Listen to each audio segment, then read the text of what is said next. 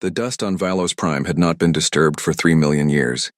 Dr. Zephi knew this because her scanner told her so, beeping steadily as she walked through the ruins of what had once been a great city. The Kethmori scientist adjusted her breathing mask and looked around at the broken towers that reached toward the pale orange sky. "Another dead world," muttered her assistant, Krovtal, as he kicked at a piece of rubble. "Why do we keep coming to these places?" Zephi did not answer immediately. She had been asking herself the same question for the past 6 months. The Galactic Archaeological Council sent them to dig through the bones of dead civilizations, looking for artifacts and technology that might be useful. Most of the time, they found nothing but broken pottery and rusted metal, but today felt different.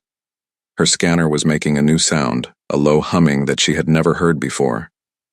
She followed the sound deeper into the ruins, past collapsed buildings and cracked streets. The humming grew louder as she walked. "Doctor," called Krovtal from behind her. "The sun is setting. We should head back to the ship." 5 more minutes, Zephi replied, not looking back. The scanner was almost singing now, its display showing energy readings that made no sense. According to the device, there was something ahead that was still active, still powered after millions of years. She found it in what might have been a temple or a library. The building was mostly intact, its walls covered with symbols that her translation device could not read. In the center of the main chamber, sitting on a simple stone pedestal, was a crystal. The crystal was beautiful. It was about the size of Zephi's head, perfectly clear, and it glowed with a soft blue light. Inside the crystal she could see patterns of light moving like liquid fire. "By the 7 moons," whispered Krovtal, who had caught up to her. "What is that thing?" Zephi approached the crystal carefully. Her scanner was screaming now, showing energy levels that should have been impossible. The crystal was not just powered, it was containing more energy than a small star. "It's a data storage device," she said, studying the readings. "But the technology is completely unknown. This is older than anything in our databases." She reached out to touch the crystal, then stopped. What if it was dangerous? What if touching it would destroy the data inside? What if it would destroy them? But her curiosity was stronger than her fear. She placed her hand on the crystal's surface. The crystal pulsed once, and suddenly the air around them filled with light. Symbols appeared in the air, rotating slowly, written in the same strange language that covered the walls. Then, without warning, the symbols changed. They became Kethmori script, then Hegemony Standard, then dozens of other languages that Zephi recognized. A voice spoke, coming from everywhere and nowhere at once. It was calm and measured, speaking in perfect galactic standard. "Greetings, children of the stars. If you are hearing this message, then you have reached a level of technological development that allows you to find and activate our memory crystals. We are pleased that the galaxy has grown and learned since our departure." Zephi and Krovtal stood frozen, afraid to move or speak. The voice continued. "We were the ones you now call the Ancient Ones, though we prefer to think of ourselves simply as gardeners. We tended the galaxy for many eons, helping young species grow and learn, protecting them from dangers they could not yet understand." Images began to appear in the air around them. Star maps, mathematical equations, and pictures of beings that looked unlike any species in the current galaxy. The Ancient Ones were tall and graceful, with features that seemed both alien and oddly familiar. Before we departed for distant shores, we planted seeds throughout the galaxy. Some grew into the civilizations you know today. Others grew into something unexpected, something that even we did not fully anticipate. The images changed, showing a small blue and green world orbiting a yellow star. The planet was beautiful, with white clouds swirling over green continents and blue oceans. On a world they called Terra, or Earth, we found a species unlike any we had encountered before. They called themselves humans. They were not the strongest or the fastest or the smartest of the galaxy's children, but they had something else, something that made them special. More images appeared. These showed the humans themselves, bipedal creatures with relatively hairless skin and eyes that seemed to hold an unusual spark of intelligence and determination. Humans were persistence hunters. When they wanted something, they would pursue it across continents and through years, never giving up, never stopping. They were pack coordinators, able to work together in groups that spanned entire planets. Most remarkably, they were reality adapters. They could survive and thrive in environments that would kill most other species. Zephi felt a chill run down her spine. These humans sounded dangerous, but their greatest gift was also their greatest challenge. Humans became more dangerous when threatened, not less. When faced with extinction, they did not surrender or flee. They fought back with a creativity and determination that sometimes frightened even us. The voice paused, and the images showed scenes of great cities and technological marvels that seemed impossibly advanced.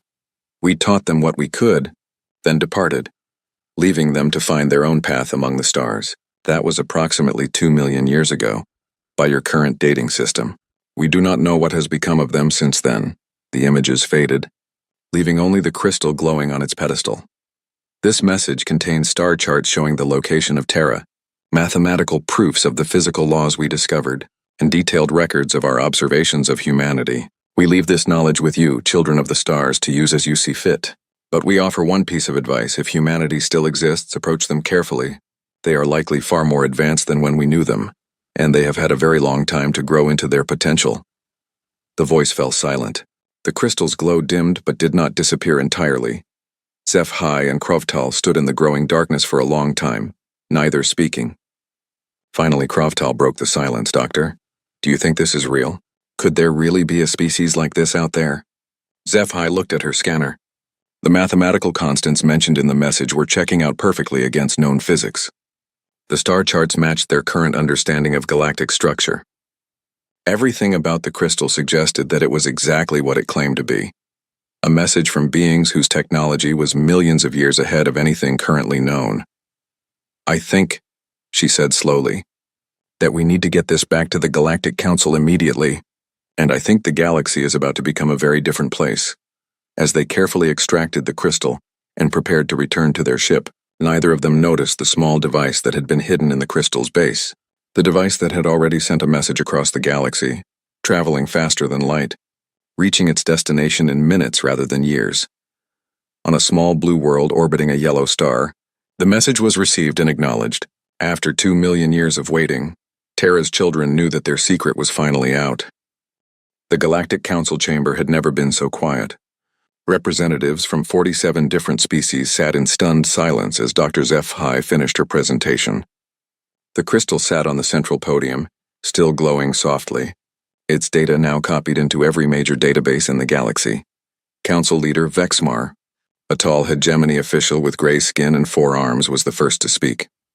Dr. Zeph-Hi, are you absolutely certain this artifact is genuine? The claims it makes are extraordinary. Zeph-Hi nodded. We have run every test we can think of.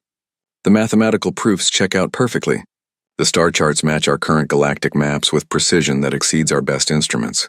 The energy signature of the crystal itself is unlike anything we have ever seen, but it is consistent with technology that could be millions of years old.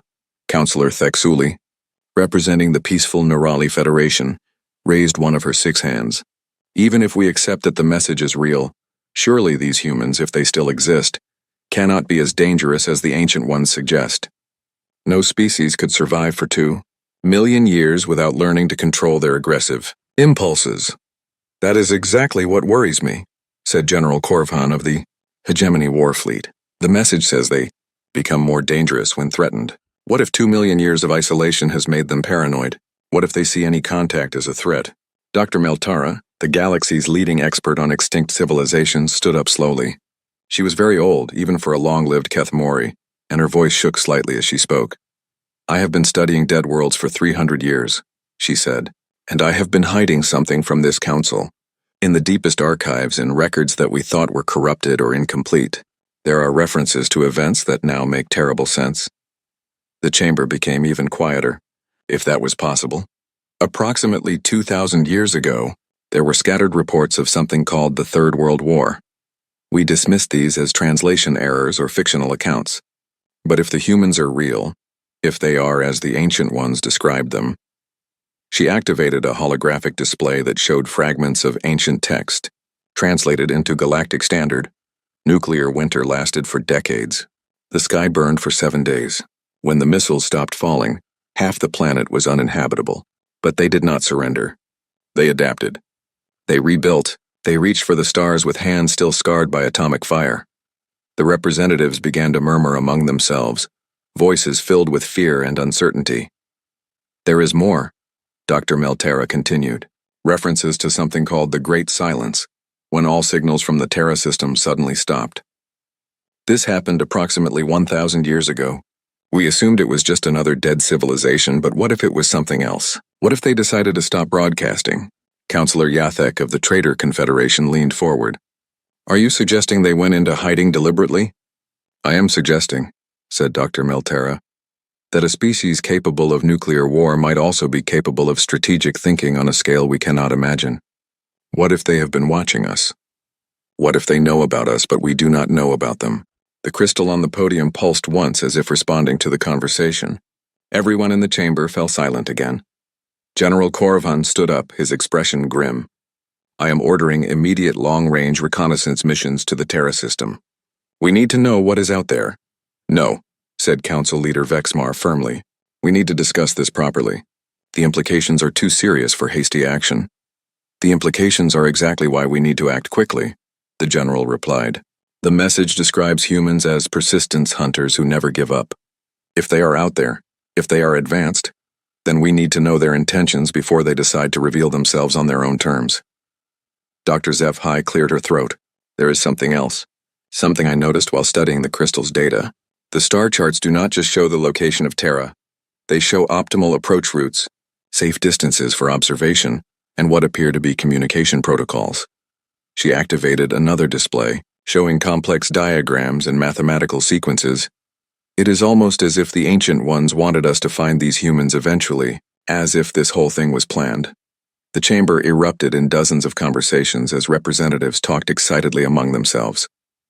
Some species were calling for immediate contact. Others demanded military preparation. A few suggested forgetting about the whole thing entirely. Through it all, the crystal continued to glow, its light seeming to pulse in rhythm with some unheard heartbeat. In the observation gallery above the main chamber, Ambassador Kethva of the Neutral Zone Alliance watched the chaos below with growing concern. She had seen enough wars in her lifetime to recognize the signs. Fear was spreading through the galaxy like a virus, and fear always led to the same place. She quietly activated her personal communicator and sent a message to her government. Recommend immediate defensive preparations. The galaxy is about to become a much more dangerous place. Meanwhile, in a small office on the other side of the council complex, analyst Jorwin was studying the mathematical proofs contained in the crystal's data. He was a specialist in theoretical physics, and what he was seeing made his three hearts race with excitement and terror.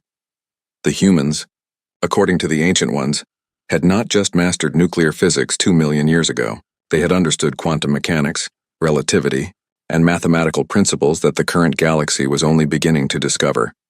If they had continued to advance at the same rate, if they had survived and grown for 2 million years, then their current technology would be as far beyond the galaxy's capabilities as the galaxy was beyond that of a primitive Stone Age civilization. Jorwin picked up his communicator and hesitated. Should he share this information? Would it help or would it just cause more panic? Before he could decide, his screen chimed with an incoming message. The message was short and written in perfect galactic standard. We have been listening to your discussions with great interest. When you are ready to talk, we will be here. Please do not be afraid. We have been waiting a long time to meet you properly. The message was signed simply, The Children of Terra. Jorwin stared at the screen for a long moment, then slowly reached for his emergency communicator. The galaxy's greatest fear had just become reality. The humans were out there, they were listening, and they were ready to make contact. The only question now was whether the galaxy was ready for them. Admiral Thekver stood on the bridge of the Hegemony flagship Starbreaker, watching the swirling colors of hyperspace through the main viewing screen. Around him, his crew worked quietly at their stations, preparing for what might be the most important mission in galactic history. Time to arrival at the Terra system? He asked his navigation officer. 17 hours, Admiral. We are maintaining formation with the Confederation and Trader fleets. It had been 3 weeks since Analyst Jorwin had received the message from the Children of Terra. 3 weeks of frantic preparation, heated debates, and careful planning. In the end, 3 major factions had decided to send expeditions to the Terra system, each hoping to be the first to make official contact with humanity. The Hegemony war fleet approached with military precision and overwhelming firepower. The Confederation Navy came as explorers and diplomats, their ships equipped with translation computers and gift packages. The independent trader fleets came hoping for new markets and profitable opportunities. None of them truly understood what they were flying toward. Captain Yexara of the Confederation ship Harmony was reviewing first contact protocols when her sensor officer called out excitedly, "Captain, I am detecting massive energy signatures ahead. The readings are incredible." "Show me," Yexara said, moving to stand behind the sensor station. The display lit up with dozens of contacts. No, hundreds. Space around the Terra system was filled with artificial structures that defied easy classification. Orbital platforms the size of small moons, ring-shaped constructions that appeared to circle entire planets, long, thin structures that stretched between worlds like impossibly delicate bridges. "By the void," whispered the sensor officer. "Captain, some of these structures are thousands of kilometers long. The energy output of just one of them exceeds our entire fleet." Admiral Thekvar was seeing the same readings on his own screens. His tactical officer was trying to categorize the contacts, but the computer kept returning error messages. "Sir, I am reading at least 1,500 distinct artificial structures. The computer cannot determine their purpose. The energy signatures are unlike anything in our databases." "Weapons?" the Admiral asked. "Unknown, sir. But if they are weapons, then each one could destroy our entire fleet without effort." The 3 expedition fleets dropped out of hyperspace at the edge of the Terra system, maintaining careful distances from each other and from the mysterious structures ahead. What they saw defied everything they thought they knew about space engineering. The system's star burned bright and steady, surrounded by rings of solar collection panels that captured its energy with impossible efficiency. The planets were connected by a network of space elevators and transport tubes that made interplanetary travel look as simple as taking a shuttle. Between cities, ships moved through the system without any visible means of propulsion, following traffic patterns that seemed to guide thousands of vessels simultaneously, without any apparent collisions or delays. Some of the ships were enormous, the size of small cities. Others were sleek and fast, darting between the larger vessels like schools of fish. "Sir," called the communications officer on the Starbreaker, "I am receiving a transmission. It is in perfect hegemony standard." Admiral Thekvar felt his blood run cold. "Put it on the main screen." The display flickered, then showed a human face. The being looked exactly as the ancient ones had described. Bipedal, mostly hairless, with 2 forward-facing eyes that seemed to sparkle with intelligence and humor. "Greetings. Admiral Thekvar of the Hegemony War Fleet, Captain Yexara of the Confederation Navy, and Fleet Coordinator Murdak of the Independent Trader Alliance. I am Captain Sarah Chen of the Terran Deep Space Monitoring Station. Welcome to the Sol system." The human smiled, showing white teeth that somehow made her look both friendly and slightly dangerous. "We have been tracking your approach for several weeks now. Our long-range sensors detected your hyperspace signatures while you were still 3-star systems away. We hope you had a pleasant journey." Captain Yexara found her voice first. "Captain Chen, we are honored to meet you. We come in peace, seeking to establish diplomatic relations between our peoples." "Of course you do," Captain Chen replied, her smile growing wider. "We would not have invited you here otherwise. But before we begin formal talks, I am required to inform you that you are currently within our system's defensive perimeter. Please maintain your current positions while we arrange proper escort for your vessels." Admiral Thekvar leaned forward. "Defensive perimeter? Captain, our sensors show no weapons targeting us." Captain Chen's expression became slightly more serious. "Admiral, everything in this system is a potential weapon if we choose to make it so. The solar collection rings could focus star-level energy on any target within 50 light years. The transport tubes could accelerate objects to 90% of light speed. The orbital platforms could manufacture and deploy defensive systems faster than you could target them." She paused, letting that information sink in. "But we prefer not to think of them as weapons. We prefer to think of them as tools for building a better future. Which brings me to my next point." The display split, showing Captain Chen on one side and a star map on the other. "You were not the first to find us. Over the past 1,000 years, we have made contact with 67 different species. Most of them chose to work with us rather than against us. Some of them you think are extinct." The star map highlighted dozens of systems that the galactic databases listed as dead or uninhabitable. The Veltar did not die out from plague. We helped them evacuate to a safer system when their star began to show signs of instability. The Morgoth civilization did not collapse from resource wars. We taught them sustainable technologies and helped them rebuild their world. The Great Kethwi Empire did not fall to civil war. They simply chose to withdraw from galactic politics and focus on art and philosophy. Captain Yexara felt her understanding of galactic history crumbling around her. "You have been interfering with other species for 1,000 years." "Helping," Captain Chen corrected gently. not interfering.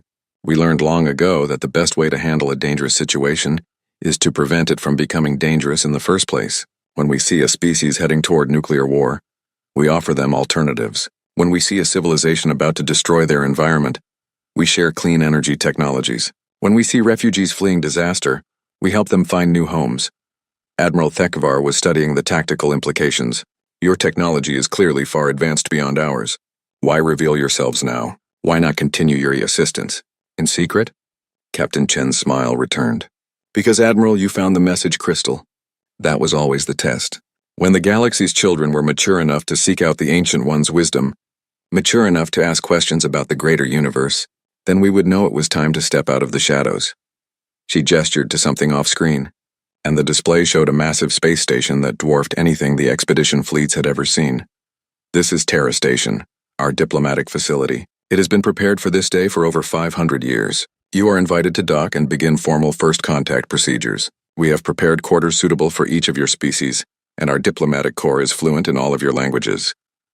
Fleet Coordinator Murdoch finally found his voice. How long have you been watching us? Since your species first achieved interstellar flight, Captain Chen replied. We have been very patient, and we are very much looking forward to finally meeting you properly. As the three expedition fleets began their approach to Terra Station, guided by small human ships that appeared without warning and moved with impossible precision, Admiral Thekvar couldn't shake the feeling that everything had just changed. The galaxy's children were about to meet their older siblings, and they were about to learn that they had never been alone. Terra Station was unlike anything the galactic representatives had ever imagined. As their ships docked at the massive facility, they could see through the transparent sections that the station was not just built for humans. Corridors had multiple levels to accommodate species of different sizes. The atmosphere was carefully controlled in different sections to suit different breathing requirements. Gardens displayed plants from dozens of worlds, including some that the visitors thought were extinct. Admiral Thekvar walked through the hegemony-appropriate section of the station, his boots clicking on floors that somehow provided exactly the right amount of gravity for his species. The walls displayed gentle patterns that seemed designed to be pleasing to hegemony eyes, and the lighting was at precisely the frequency that his people found most comfortable. How did they know? He muttered to his aide. How did they know our exact preferences for everything? His question was answered when they reached the main conference room. Captain Sarah Chen was waiting for them, along with a human who looked much older and wore different clothing. Admiral Thekvar, Captain Chen said with a slight bow that was exactly the formal greeting used by hegemony military protocol. May I present Ambassador Marcus Webb, head of our diplomatic corps. Ambassador Webb stepped forward and spoke in perfect hegemony standard, with the proper accent and intonation that showed respect for a military officer of high rank. Admiral, we are honored to welcome you to Terra Station. To answer your question, we have been studying your cultures for nearly 1,000 years. We know your preferences because we have been careful students of your people. Captain Yexara and her delegation were having a similar experience in another section of the station. Their human guide, Dr. Elena Vasquez, spoke fluent Confederation Common and had arranged the meeting room according to traditional Confederation customs. Dr. Vasquez, Captain Yexara said, your people's knowledge of our cultures is impressive. But I must ask, have you been spying on us all this time? Dr. Vasquez smiled gently. Captain, when your people broadcast entertainment programs across interstellar space, when your merchants use open communication channels, when your diplomats negotiate treaties on frequencies that travel for light years in all directions, that is not spying. That is simply listening. She gestured to a wall display that showed thousands of signal traces. Every species in the galaxy broadcasts constantly: radio signals, hyperspace communications, entertainment transmissions, commercial advertisements. Space is filled with your voices, your music, your stories, your dreams and fears and hopes. We have been listening to all of it, learning about you, preparing for this day. Fleet Coordinator Murdoch was meeting with a human trader named James Patterson in a section of the station that looked remarkably like a traditional trader guild. Hall, Mr. Patterson, Murdoch said. Your station is clearly far more advanced than anything we can build. What could you possibly want to trade with us? James Patterson leaned back in his chair and grinned. Coordinator, the most valuable thing in the universe is not technology or resources. It is ideas, new ways of thinking, different perspectives on old problems. Art, music, literature, philosophy.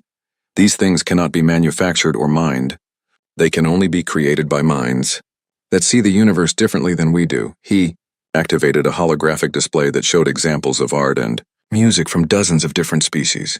We have been collecting your culture's creative works for centuries, but we know that we are missing context, missing the deeper meanings that only come from understanding the minds that created them. We want to trade knowledge for knowledge, art for art, stories for stories. In the main diplomatic chamber, representatives from all three factions were gathering for the formal first contact ceremony. The room was enormous, with sections designed for different species' comfort requirements. At the center was a raised platform where Captain Chen and several other humans waited. Dr. HFY, who had been invited as the discoverer of the message crystal, looked around in wonder. The chamber reminded her of the Galactic Council building, but it was somehow more welcoming, more designed for actual communication rather than formal posturing. Captain Chen called for attention, and the room fell silent. "Representatives of the galactic community," she began, "we want to start by thanking you for making this journey. We know that our existence has raised many questions and concerns. We hope to answer those questions today." She gestured, and a holographic display filled the center of the room. 2 million years ago, the beings you call the Ancient Ones came to our world. At that time, humanity was still learning to use tools, still struggling to survive in a dangerous world. The Ancient Ones saw something in us that even we did not understand at the time. The display showed images of early humans, then scenes of the Ancient Ones teaching them basic sciences and mathematics. They taught us to see beyond our own world, to think in terms of geological time rather than individual lifespans. They showed us the galaxy and told us that someday, when we were ready, we would take our place among the community of stars. The images changed, showing human technological development over millions of years. But they also taught us patience. They showed us what happens when species advance too quickly, when they gain power before they gain wisdom. They helped us understand that our greatest strength was not our intelligence or our technology, but our ability to work together toward long-term goals. Admiral Thekvar stood up. "Captain Chen, the Ancient Ones described humans as dangerous. They said you become more threatening when threatened. How do we know that this peaceful contact is not a deception?" Captain Chen's expression became serious. "Admiral, the Ancient Ones were correct. When humans are threatened, we do become dangerous. But they also taught us to recognize the difference between actual threats and perceived threats." She changed the display to show current images of the galaxy. "Your species are not threats to us, Admiral. You are children playing with tools that could hurt you if you are not careful. Dangerous children, perhaps, but still children. Our job is not to threaten you or control you. Our job is to help you grow up safely." Captain Yexara raised her hand. "Captain, you say you have been helping other species in secret. Can you give us examples?" "Of course," Captain Chen replied. "Dr. Vasquez?" Dr. Vasquez stood and activated another display. 18 years ago, the Kethmori colony world of Vextar was threatened by an asteroid impact. Your scientists calculated that they had 6 months to evacuate the planet. 3 days after your government made that decision, the asteroid mysteriously changed course and missed the planet entirely. She looked directly at Dr. HFY. "Doctor, your people credited the course change to gravitational effects from a passing comet. There was no comet. One of our deep space engineering ships used a gravity tractor to nudge the asteroid into a safe orbit." The display showed dozens of similar incidents over the past few centuries. Stars that should have gone supernova but stabilized unexpectedly. Planets that avoided environmental collapse through the sudden discovery of new energy sources. Wars that ended abruptly when both sides mysteriously received the same intelligence about a greater external threat that required their cooperation. We have prevented 47 extinction-level events across 32 different species, Dr. Vasquez continued. We have provided indirect assistance during 6 major famines, 12 environmental crises, and countless smaller disasters. We have done this not because we control you, but because we care about you. Fleet Coordinator Murdoch leaned forward. If you are so advanced, why do you need us at all? Why not just solve all the galaxy's problems yourself? Ambassador Webb answered this question. Coordinator, imagine if your parents had solved every problem for you when you were growing up. Imagine if they had made every decision, answered every question, removed every challenge from your life. What kind of person would you have become? He gestured to the representatives in the room. You are not our subjects or our children. You are our younger siblings. Our job is not to solve your problems for you. Our job is to make sure that when you make mistakes, and you will make mistakes, those mistakes do not destroy you entirely. Captain Chen stepped forward again. The Ancient Ones left us a message too, representatives. They told us that someday the galaxy's children would be ready to meet us as equals. They said that day would come when you were wise enough to seek out their teachings, humble enough to admit you needed guidance, and brave enough to face the unknown. She smiled, and her expression was warm and proud. Today is that day. You found the crystal. You decoded the message. You came here despite your fears. You are ready to take the next step. The room was silent for a long moment. Then Dr. HFY stood up. Captain Chen, what is the next step? The next step, Captain Chen replied, is for you to decide what kind of galaxy you want to live in. We can continue as we have, with us watching from the shadows while you make your own way. Or we can work together openly, sharing knowledge and resources, building something greater than any of us could achieve alone. She looked around the room at all the representatives. The choice is yours. But either way, you are no longer alone in the galaxy. You never were. 6 months after first contact, the Galactic Council chamber had been completely redesigned. The old circular arrangement of seats had been replaced with a more open design that included spaces for human representatives. The chamber walls now displayed real-time information from across the galaxy, showing trade routes, environmental conditions, and communication networks that spanned hundreds of star systems. Council leader Vexmar called the session to order, but the formal tone of previous meetings had been replaced by something that felt more like a working conference than a political gathering. We are here today to discuss the first quarterly report from the Human Galactic Cooperation Council, he announced. Ambassador Chen, would you please begin? Ambassador Sarah Chen, now wearing the formal blue robes of a Galactic Council representative, stood at the central podium. Behind her, a holographic display showed a 3-dimensional map of the galaxy with thousands of colored indicators. Thank you, Council Leader. I am pleased to report that the integration process is proceeding better than our most optimistic projections. She gestured to the display, and the colored indicators began to move and change. In the past 6 months, we have established formal diplomatic relations with 83 species and informal contact with over 200 others. The Terran Deep Space Corps has assisted with 17 environmental restoration projects, prevented 3 potential conflicts through early diplomatic intervention, and helped establish new trade routes that have increased galactic commerce by 40%. Dr. HFY, now serving as the Keth Mori representative to the new Human Galactic Council, raised her hand. Ambassador Chen, some of our scientists are concerned about the rate of technological advancement. The knowledge you have shared with us has accelerated our development by centuries. Are we advancing too quickly? Ambassador Chen smiled. Doctor, that is exactly the right question to ask. The Ancient Ones taught us that wisdom must keep pace with knowledge. We are not simply giving you advanced technology. We are also providing the cultural and philosophical frameworks needed to use that technology responsibly. She changed the display to show educational exchange programs happening across the galaxy. Every species that receives new technology also receives human cultural advisors who help them understand the ethical implications of their new capabilities. We have learned from our own history that power without wisdom leads to disaster. Admiral Tekvar, who had been promoted to head of galactic security after the restructuring, stood up. Ambassador, I have a question about defense. With humans taking a more active role in galactic affairs, what happens to our military independence? Admiral, your military forces remain completely under your own command, Ambassador Chen replied. We have no interest in controlling or replacing your defense capabilities. What we offer is information and assistance when requested. She activated a new section of the display that showed defensive coordination networks. Our early warning systems can detect potential threats before they become serious problems. Our diplomatic corps can often resolve conflicts before they require military intervention. When military action is necessary, we can provide strategic advice and technological support. But the decisions and the actions remain yours. Captain Yexara, who had been appointed as the first director of the new interspecies cultural exchange program, spoke up. I would like to address some of the concerns raised by the Neutral Zone Alliance about human influence on galactic culture. She activated her own display showing cultural exchange statistics, and some species worry that human culture will dominate or replace their own traditions. The evidence shows exactly the opposite.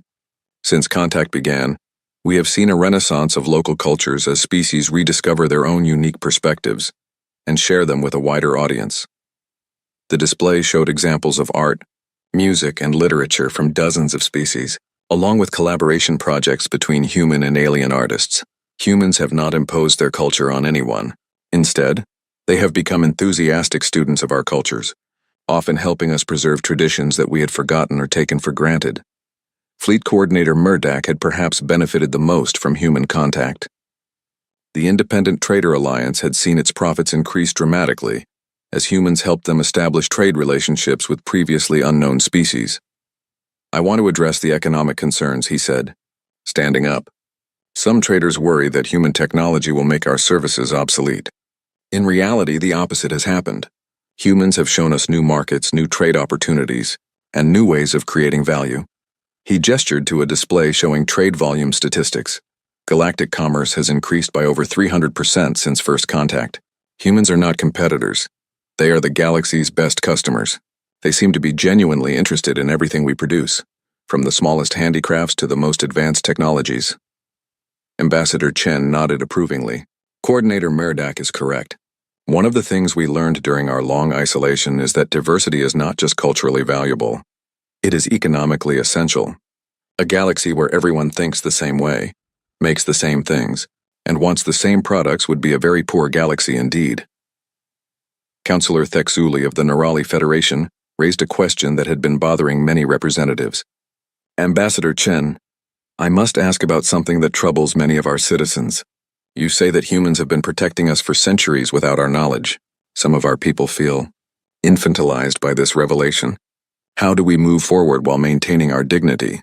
Ambassador Chen's expression became more serious. She had clearly been expecting this question. "Counselor, that is perhaps the most important question you could ask. The relationship between an older sibling and younger siblings is always complicated. The older sibling has more experience and capability, but that does not make them superior." She paused, choosing her words carefully. "Humans protected you in secret because we believed it was necessary at the time, but protection was never our ultimate goal. Our goal was always to reach this moment, when we could work together as equals, each contributing our unique strengths to common challenges." She changed the display to show current collaborative projects. "Look at what we have accomplished together in just 6 months.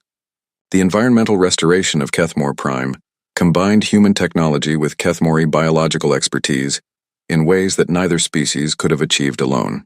The new hyperspace navigation system integrates hegemony engineering with human computational methods and trader practical experience. The examples continued across dozens of projects.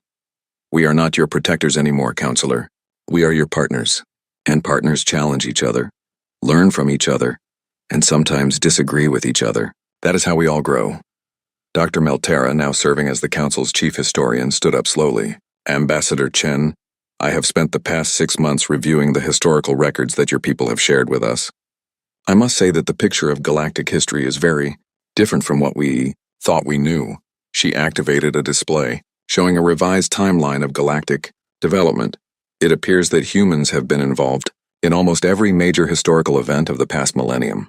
The Great Trade Wars, the Kethwi Cultural Renaissance, the hegemony democratic reforms. All of these had human influence behind the scenes." Ambassador Chen nodded. "Dr. Melterra, we tried to be subtle about our involvement. But yes, we have been part of galactic history for a long time. We hope that knowing this will help you understand our intentions.